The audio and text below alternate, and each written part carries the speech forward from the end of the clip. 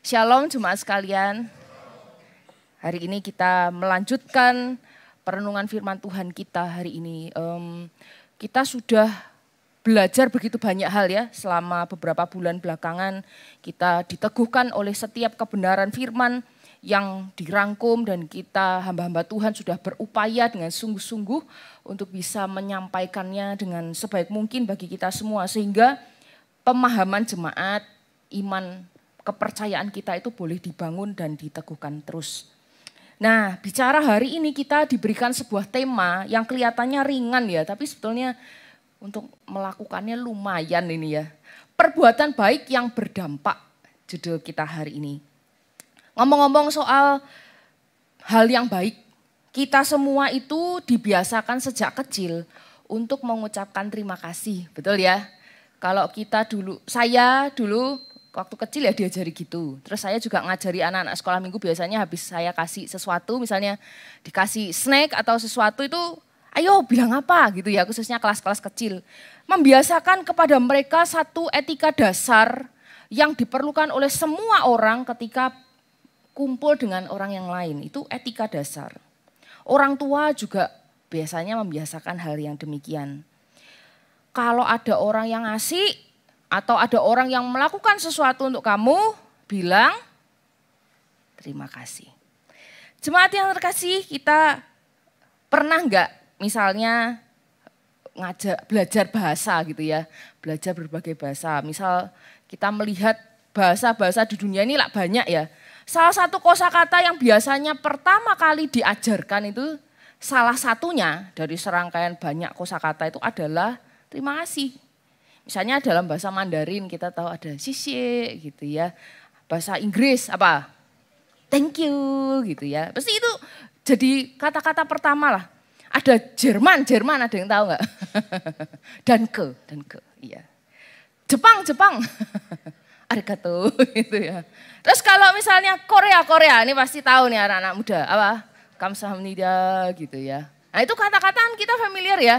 Itu ucapan terima kasih, karena ini etika dasar. Semua orang wajib punya etika ini ketika kita bertemu dengan orang lain. Pernah enggak Anda itu melakukan sesuatu untuk orang atau memberikan sesuatu pada orang, lalu orangnya itu enggak ngucapin terima kasih? Pernah? Pernah ya. Atau kita kasih sesuatu terus barangnya itu digeletakno gitu tok? Pernah? Oh sering, anak-anaknya mesti biasanya. Taruh gitu tok. Rasanya gimana sih? Perasaannya tuh gimana hati Anda itu? Sebel ya. Rasanya kok sudah dikasih, sudah ditolong, tapi kok enggak ada ucapan terima kasih. Sebel lah rasanya ya. Maka membiasakan diri untuk mengucapkan terima kasih itu sangat perlu. Termasuk bagi kita semua orang dewasa. Sebab kita sendiri aja kalau ada orang yang tidak tahu berterima kasih, maka hati kita loh jengkel. Tapi sebetulnya tidak hanya mengucapkan terima kasih dengan mulut. Bapak Ibu, seharusnya kita juga membiasakan diri kalau mengucapkan terima kasih itu kita sungguh-sungguh menghargai pemberian orang. Termasuk kita ajarkan anak-anak gitu. Kita sungguh-sungguh menghargai apa yang dia berikan atau yang dia lakukan buat kita. Dan rasa terima kasih kita tuh hendaknya juga terwujud nyata. Misalnya kita ini berterima kasih orang tua sudah ngoyo-ngoyo sekolahkan kita. Apa yang harus kita lakukan sebagai ucapan terima kasih? Bolosan, kalau ulangan nyontek atau apa? Supaya orang tua bangga kan kalau nyontek nilainya dapat 100 gitu misalnya. Apa gitu? Bukan kan ya, harapan orang tua pasti mengharapkan anak yang disekolahkan, ngoyo kerja pagi siang malam itu supaya anak-anaknya bisa belajar dengan tekun dan nantinya bisa menghasilkan prestasi yang baik. Itu kan harapan orang tua. Nah orang tua pasti juga mengharapkan dong feedback dari anak-anak sebagai ucapan terima kasih mereka, itu mereka belajar dengan baik. Berprestasi sebaik mungkin.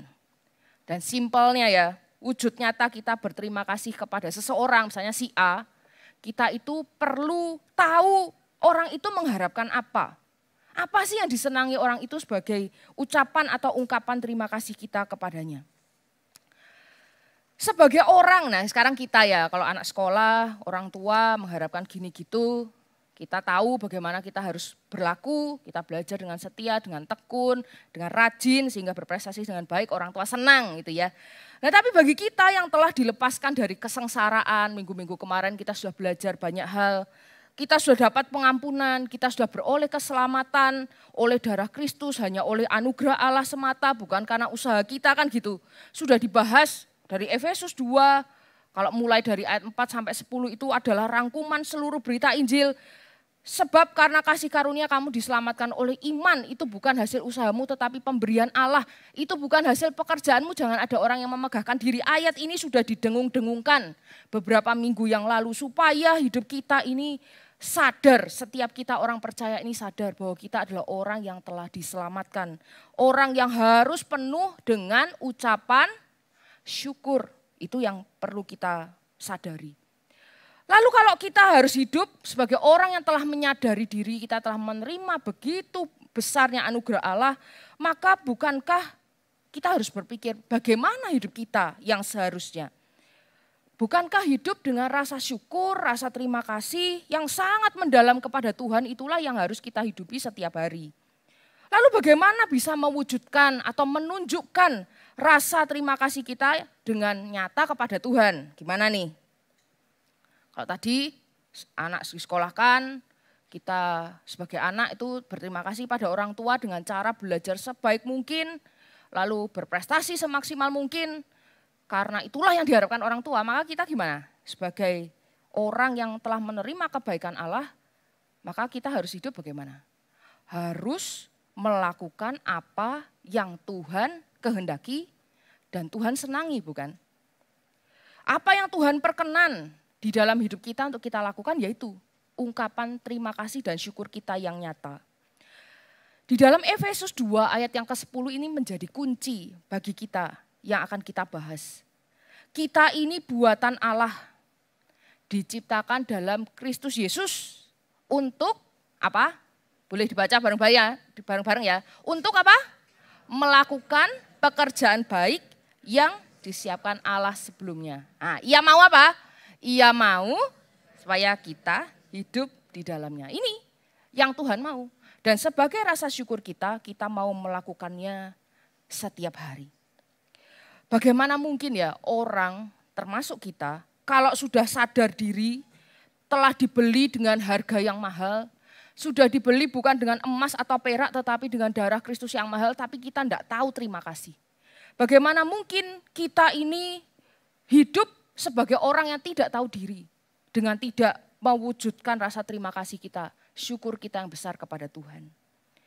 Maka muliakanlah Allah dengan tubuhmu, kata firman Tuhan, 1 Korintus 6 ayat 20.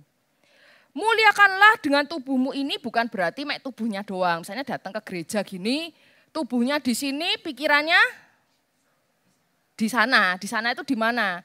Mungkin nanti siang makan apa? Atau aduh tadi aku cuci baju pagi-pagi belum tak jemur lupa. Komporku tadi udah tak matiin belum ya, misalnya gitu ya. Ada banyak hal yang mungkin fisiknya di sini tapi pikiran dan hatinya di tempat lain. Mungkin saat ini memikirkan hal-hal yang lain selain memikirkan firman Tuhan. Atau aduh capek aku tadi malam nonton bola, ada bola enggak hari ini? Enggak ada ya untungnya ya. Jadi kita bisa konsentrasi nih. Biasanya bapak-bapak lembur nonton bola, pagi ini ngantuk biasanya. Tapi kita mengingat bahwa ketika kita itu disuruh dan diminta untuk menyerahkan seluruh tubuh kita untuk memuliakan Allah, maka kita itu sadar diri bahwa bukan cuma fisik kita pakai untuk memuliakan Allah, tetapi hati, pikiran itu semua ya termasuk ikut di dalamnya. Kita itu patut bersyukur Bapak Ibu Saudara sekalian. Sebab kita itu kalau disuruh oleh Tuhan melakukan firman-Nya, kita itu tidak pernah sendiri. Kita itu selalu dipimpin oleh pribadi Allah Roh Kudus. Ingat ya, bahwa kita itu tidak sendiri. Angel kalau kita itu kerjakan sendiri firman Tuhan itu sulit. Karena kita itu cenderungnya itu pengennya melakukan hal yang lain selain firman. Tetapi Roh Kudus itu menolong kita, menuntun kita supaya kita sekalian yang telah mempunyai identitas yang baru sebagai manusia baru ini bisa menerima, yang sudah menerima anugerah Injil ini, yang sudah mengalami kelahiran baru untuk melakukan setiap perbuatan baik, pekerjaan baik yang telah dipersiapkan Allah sebelumnya dan kita itu terus diperbarui dari hari ke hari. semakin serupa dengan Kristus. Jemaat yang terkasih, orang yang sadar diri, orang yang bersyukur itu tidak akan hidup seperti dulu sebelum menerima anugerah Tuhan, sebelum menjadi manusia baru, sebelum percaya kepada Kristus. Maka orang yang seperti ini memang termasuk kita ya, memang gak langsung sempurna. Kita misalnya sudah bertobat, Tuhan aku bertobat, aku percaya kepadamu. Apakah langsung kayak Power Ranger gitu berubah modelnya, atau seperti Ksatria Baja Hitam zaman saya dulu sekolah ya. Langsung berubah seketika, lalu tiba-tiba menjadi orang yang kudus, orang yang saleh, yang sempurna. Kan enggak ya. Kita semua itu akan mengalami proses bertumbuh ke arah Kristus, itu penting. Dan pastinya pertumbuhan ke arah Kristus itu diiringi dengan menghasilkan buah. Jadi kalau misalnya kita ngomong kita adalah orang percaya, kita adalah orang Kristen, pengikut Kristus. Tapi kalau misal hidupnya itu enggak ada bedanya sama orang luar, sama sekali enggak ada yang terlihat lah kalau kita ini orang Kristen. Ya cuman minggu ke gereja kalau doa gini, nah itu tak perbedaannya ya tidak ada artinya. Yakobus mengatakan dengan tegas nih, bahwa iman tanpa perbuatan, maksudnya perbuatan yang nyata, pada hakikatnya adalah sia-sia, mati, kosong, tidak ada fungsinya. Iman yang cuman ngomongnya doang, tapi tidak ada wujud nyatanya. Yakobus dikasih contoh, Bapak Ibu Saudara. Misalkan ini ya, misalkan ada orang sedang kedinginan, ada orang lagi lapar, lalu kita ngomong, kita pengen menghibur nih ceritanya, hati-hati di jalan, pakai jaket, nanti makan sing kenyang ya, padahal kita tahu orang itu kedinginan, kelaparan, enggak punya jaket, enggak punya makanan, lalu kita ngomong hati-hati di jalan ya, itu ada artinya enggak omongan kita? Kita nggak minjemin jaket, kita nggak ngasih jajan, nggak ngasih makanan. Ada artinya nggak omongan kita? Percuma kan, kita mau ngomong hati-hati di jalan ya dia tetap kedinginan. Hati-hati ya di jalan dia tetap lapar. Tidak ada fungsinya ketika kita hanya berkata-kata, tapi tidak ada wujud nyata di dalam perbuatan kita. Hanya ngomong tok. Kalau misalnya iman kita itu tidak diwujud nyatakan, itu percuma. Iman itu harus diwujud nyatakan lewat buah perbuatan baik sebagai rasa syukur kita yang sudah seharusnya juga berdampak. Perbuatan baik yang kita lakukan itu sebenarnya berdampaknya kepada siapa sih? Paling enggak itu ada tiga dampak gitu ya. 3 tujuan, 3 bagian. Yaitu yang pertama itu kepada Allah. Dampaknya itu kepada Allah. Apa dampaknya kepada Allah? Bagi kemuliaannya pastinya. Kita berbuat baik supaya Tuhan dipermuliakan. Bagian yang kedua atau pihak yang kedua lah. Itu kepada diri kita sendiri. Ketika kita itu sadar bahwa kita itu telah melakukan perbuatan baik sebagai buah dari keselamatan yang telah kita terima, maka kita itu menyatakan kepada diri kita sendiri, oh aku ini loh orang percaya. Aku ini loh orang yang telah menerima anugerah Tuhan dan telah diselamatkan. Kepada sesama, pihak yang ketiga. Kepada sesama itu apa? Ketika kita melakukan yang baik, itu kita tuh sedang menunjukkan bukti. Kita sedang memberikan kesaksian bahwa kita ini loh ada orang yang telah diselamatkan. Orang yang telah lahir baru dan percaya kepada Kristus telah menerima anugerah Allah. Nah dengan demikian, maka kebaikan kita itu memang mungkin secara penampilan mirip sama orang-orang di luar sana. Mungkin apa yang kita lakukan itu orang lain juga kerjakan di luar Kristus. Tetapi secara kualitas itu beda. Secara kualitas sebab perbuatan baik yang kita pahami, yang kita kerjakan itu bukan sebagai penyebab dari keselamatan kan. Tetapi sebagai bukti, sebagai dampak, sebagai akibat dari keselamatan yang kita terima dan sekaligus sebagai ucapan syukur. Itu prinsip yang kita pahami. Bahwa ketika terangmu bercahaya di depan orang, orang lihat, maka Bapamu yang di surga itu yang dipermuliakan. Jemaat yang terkasih, kita akan bahas satu-satu dampak bagi kemuliaan Allah. Nah saat ini kita telah ditebus dari hidup kita yang lama. Semua gitu ya, atau ada yang enggak aku carry misalnya. Aku masih hidup dalam manusia lama, Ya semoga melalui kesempatan pada pagi hari ini kita semua itu disadarkan bahwa kita perlu hidup di dalam manusia baru sebab kita sudah menerima anugerah Tuhan itu. Kehidupan yang baru sebagai umat tebusan tujuan kita itu kembali ke tujuan semula.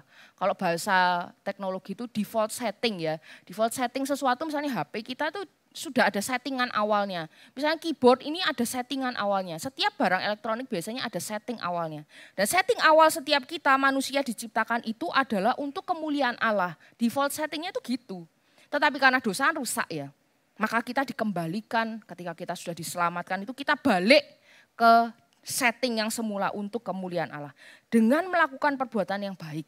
Kita sedang memuliakan Allah. Kita sedang menghormati Dia. Kita sedang menaati Dia di dalam hidup kita. Dan hidup kita ini bisa memancarkan, menunjukkan, mempertontonkan kebaikannya, kasihnya, kemurahan hatinya, dan pribadinya. Lewat mana? Lewat hidup kita. Lewat hidup kita.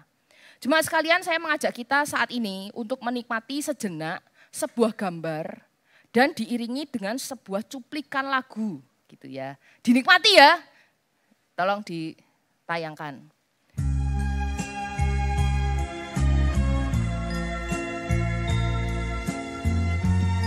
Lagu kesukaan saya ini.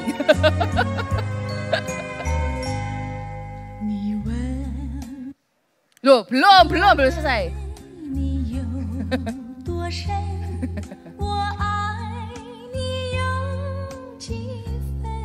Dah cukup. Nah, dah. Sepotong toh ya, jangan panjang-panjang nanti kita enggak jadi ibadah nanti jadi melodi Asia kalau dulu ya di radio kita ya.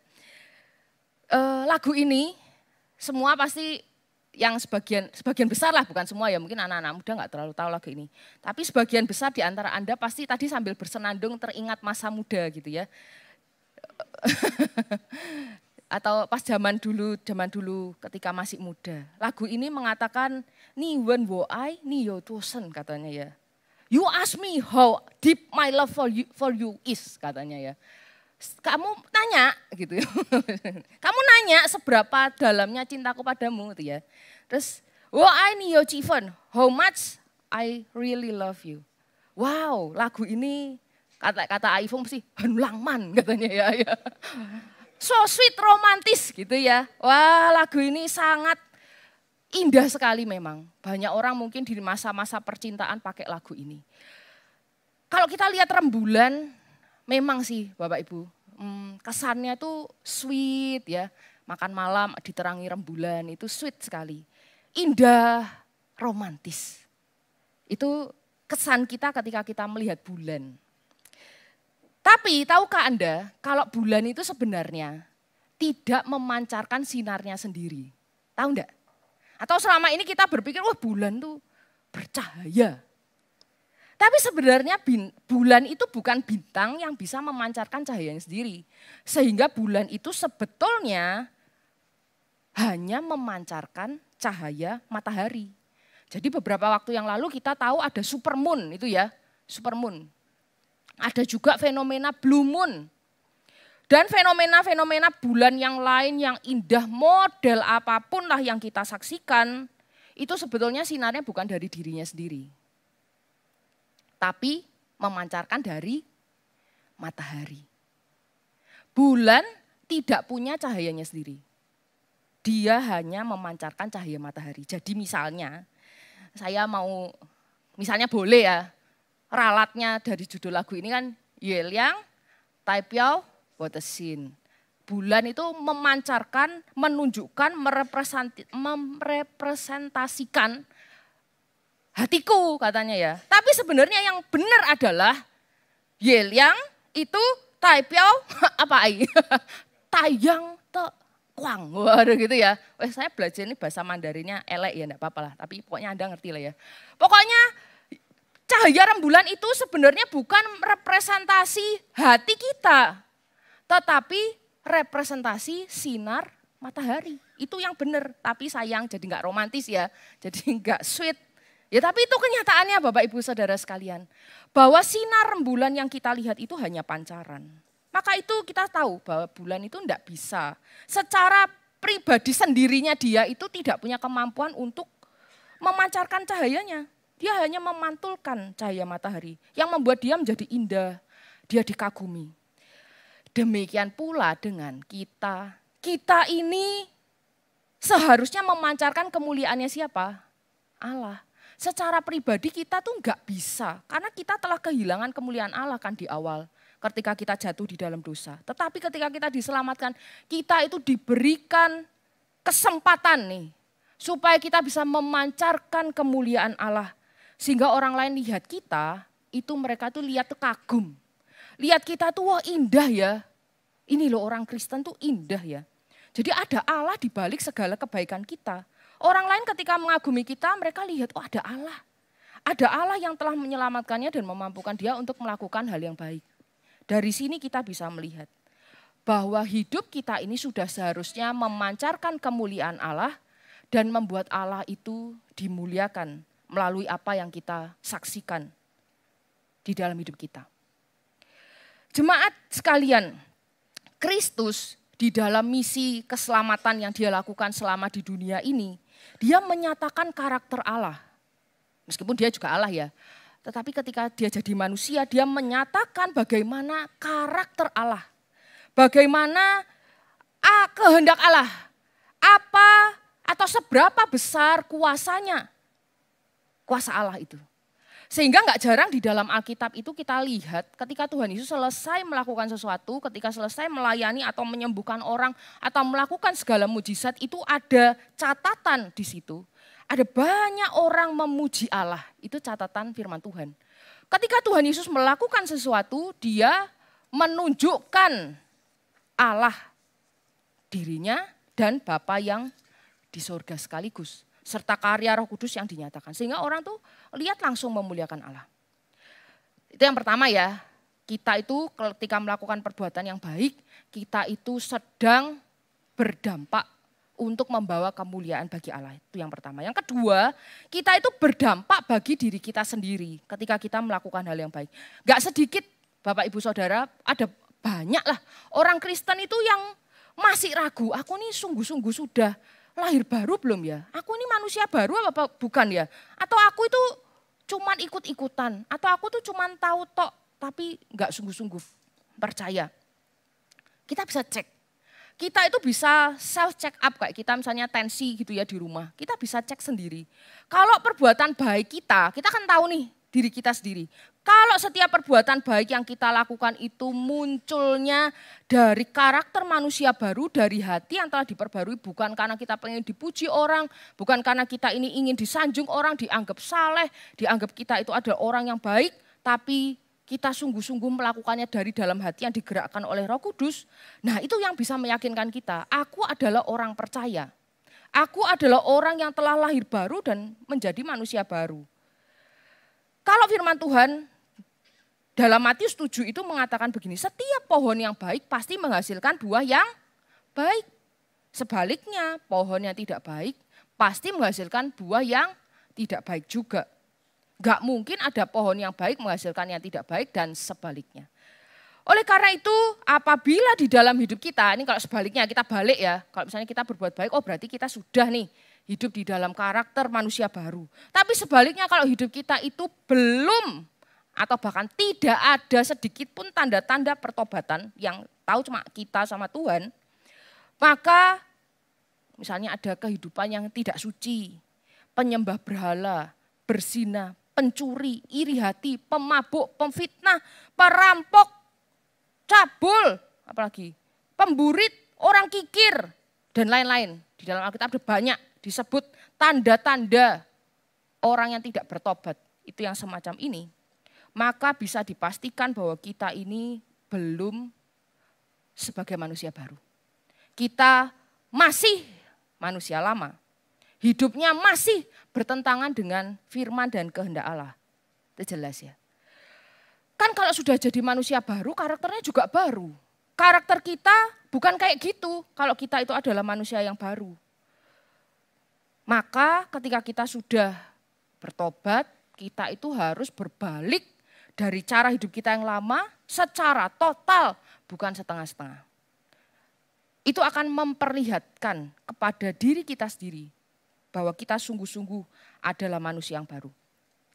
Ingat ya Bapak Ibu Saudara sekalian, termasuk saya itu mengingatkan diri saya sendiri.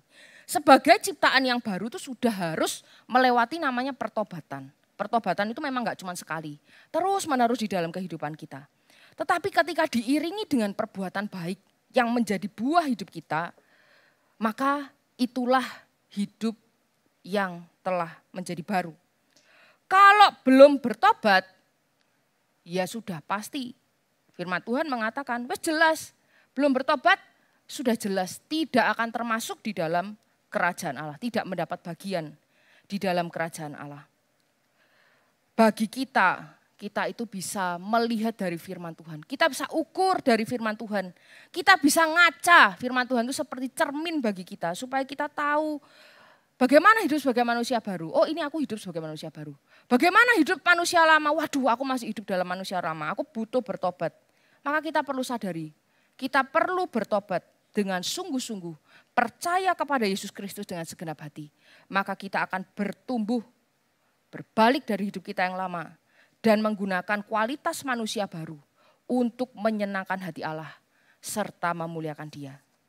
Ingat, Tuhan Yesus selalu berseru di dalam bagian-bagian awal pelayanannya. Bertobatlah, mengajak manusia termasuk kita untuk berbalik dari jalan kita yang fasik. Kita berbalik kepada anugerahnya yang mulia. Itu patut kita syukuri. Itu dampak yang kedua. Dampak yang ketiga, jemaat sekalian. Dampak bagi sesama. Tidak kalah pentingnya juga. Dulu itu saya rasanya pernah cerita sih. Gak tahu di KW atau di mana lah. Atau di kebaktian umum saya lupa ya. Karena banyak cerita ya.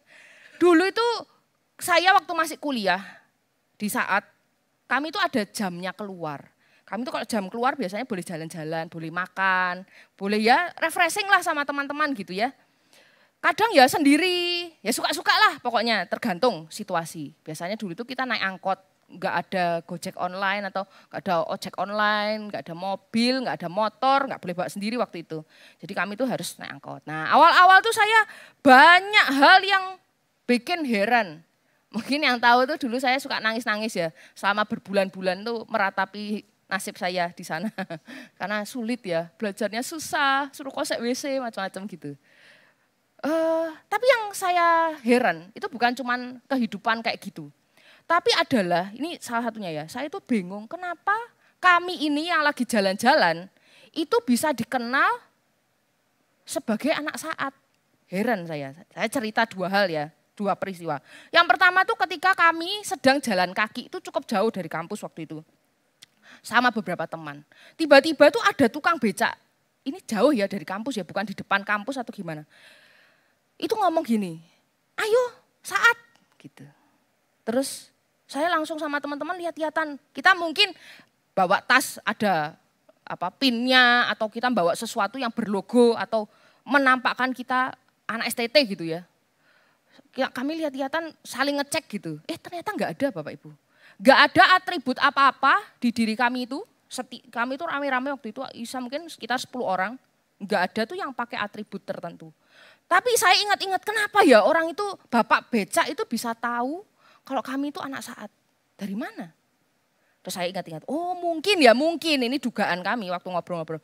Mungkin karena waktu itu ketika lewat di dekat mereka yang biasanya bapak-bapak itu kumpul ya. Kami itu ngomong permisi ya Pak. Mungkin nih dari kata-kata permisi itu mungkin dari situ wah ini anak STT ini mesti gitu ya.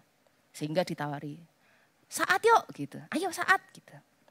Di lain waktu kami lagi jalan-jalan di MOG yang sering ke Malang pasti tahu nih. Gilbert pasti tahu MOG ya. Kami lagi rame-rame. Itu zaman dulu tuh pasti ada X-banner di depan toko-toko. Salah satu toko itu X-bannernya roboh jadi balik gitu loh ya di tengah jalan, jadi menghalangi orang berjalan. Nah salah satu teman saya itu diberdiri nih gitu ya, diberdiri nih ditaruh, udah kita tuh jalan, terus ada penjaga tokonya tuh tiba-tiba keluar terus bilang, agak teriak sedikit ya, anak saat ya gitu. Wah kami itu bersyukur sekali Bapak Ibu, kenapa? Dikenali ketika melakukan hal yang baik, syukur gitu ya, misalnya dikenali, oh Jemaat GKT Kanaan ya, waduh senang ya, senang pasti. Kita pasti bangga, wah GKT. Senang kalau dikenali sebagai anak Allah ketika melakukan hal yang baik. Makanya saya sering bercanda sama beberapa orang tuh misalnya melakukan hal yang baik itu saya bilang, anak GKT ya gitu. Senang soalnya ya dikenal sebagai anak Allah ketika melakukan pekerjaan baik. Nah celaka kalau misalnya kita itu dikenal ketika melakukan hal yang tidak baik. Lah orang GKT gue. Misalnya melakukan ini, melakukan itu. Celaka kan, dikenali karena keburukan kita. Bawa-bawa nama gereja, bawa-bawa nama Tuhan, bawa-bawa nama Kristen. Hidup kita tidak mencerminkan identitas kita sebagai orang percaya. Itu celaka kalau itu. Salah satu tokoh namanya Mahatma Gandhi, pasti kita hampir semua tahu ya, tokoh yang sangat berkarisma ini. Tokoh yang paling penting memperjuangkan kemerdekaan India tapi dengan cara damai, ini beliau. Mahatma Gandhi. Beliau dikenal ketika ngomong, perlu tahu ya beliau bukan orang Kristen. Ketika beliau tuh ngomong itu sering sekali mengutip Matius 5 sampai Matius 7 yang berisi khotbah Tuhan Yesus di bukit. Yang tidak lain tidak bukan itu berasal dari Alkitab. Maka ada seorang misionaris yang penasaran, mungkin penasarannya gini ya, kok enggak jadi Kristen aja sih, kan sudah kutip-kutip Alkitab. Kan sudah itu katanya mengagumi Tuhan Yesus. Kenapa kok enggak jadi Kristen? Maka misionaris ini namanya Stanley Jones, dia tuh tanya. Dalam satu kesempatan tuh beliau tanya, orang ini tanya, Pak Gandhi gitu ya, Anda itu sering mengutip kata-kata Yesus loh di dalam Alkitab, Matius 5 sampai Matius 7. Tapi kenapa kok Anda itu dengan jelas, dengan tegas itu menolak untuk menjadi Kristen? Gitu pertanyaannya. Anda tahu jawabannya apa? Kata-kata ini sangat terkenal Bapak Ibu. Yang bikin kita itu harus sadar diri. Kata Mahatma Gandhi itu gini. Saya tidak pernah menolak Kristus, kata dia. Saya suka Kristus Anda. Tapi saya tidak suka dengan orang Kristen Anda. Terus dia lanjutkan. Jika orang Kristen benar-benar hidup menurut ajaran Kristus, seperti yang ditemukan di dalam Alkitab, maka seluruh India pasti sudah menjadi Kristen hari ini. Jemaat yang terkasih, hidup sebagai Kristen itu tidak mudah. Hidup kita itu dilihat oleh banyak orang. Hidup Kristen itu harus menjadi bukti dan kesaksian bagi orang lain. Bukan malah jadi batu sandungan. Bukan malah jadi penghalang bagi orang untuk mengenal Kristus karena hidup kita. Coba tanya, koreksi diri ya, berapa banyak orang yang gara-gara hidupku, gara-gara aku, atau gara-gara orang Kristen, itu enggak mau ke gereja lagi. Mogok gara-gara kelakuan orang Kristen. Berapa banyak orang yang enggak mau percaya menolak Injil gara-gara hidup seorang Kristen kayak kita. Berapa banyak? Semoga enggak ada atau minimal enggak banyak. Tapi ternyata banyak Bapak Ibu. Ada banyak orang yang enggak cuma di gereja ini, di tempat-tempat yang lain.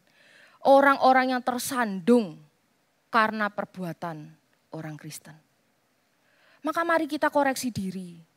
Dan mari kita belajar untuk menunjukkan hidup kita sebagai seorang Kristen yang seharusnya.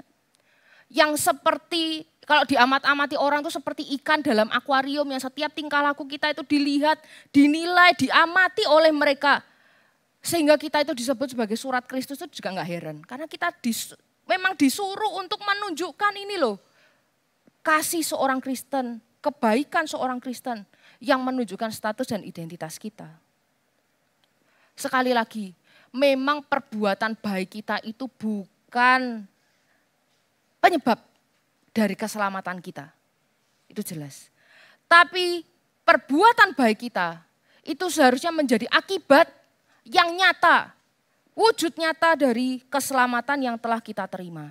Hidup yang menjadi kesaksian bagi dunia, kesaksian bagi sesama, itu akan menyeret kita kembali ke tujuan semula, yaitu memuliakan Allah. Jemaat yang terkasih, tujuan berbuat baik ada dampak bagi tiga pihak. Bagi Allah, membawa kemuliaan bagi namanya. Bagi diri kita sendiri, menunjukkan kepada kita identitas kita sebagai milik Allah dan yang telah menerima anugerah keselamatan di dalam Kristus.